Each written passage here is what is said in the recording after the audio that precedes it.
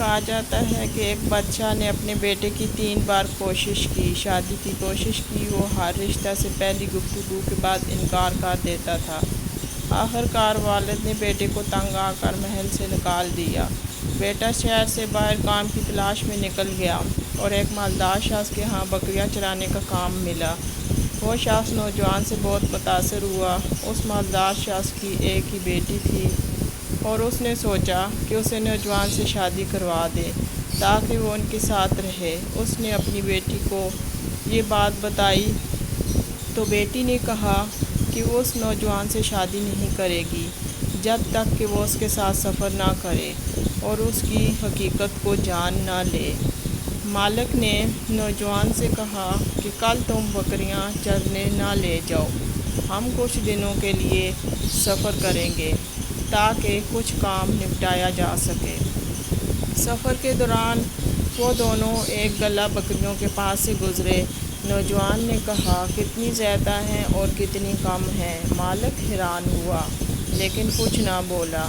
پھر وہ ایک اور گلہ بکریوں کے پاس سے گزرے۔ نوجوان نے کہا کتنی کم ہیں اور کتنی زیادہ ہیں۔ مالک نے دل میں سوچا کہ یہ نوجوان بیوقوف ہے، اس لیے میری بیٹی نے مجھے اس کے ساتھ سفر کرنے کو کہا تھا۔ پھر وہ ایک قبرستان کے پاس سے گزرے۔ نوجوان نے کہا تم میں زندہ بھی ہیں اور مردہ بھی۔ پھر وہ ایک خوبصورت باغ کے پاس سے گزرے۔ نوجوان نے کہا مجھے نہیں معلوم کہ یہ باغ ہرا بھرا ہے یا سوکھا ہوا ہے۔ مالک بہت حیران ہوا لیکن کچھ نہ بولا۔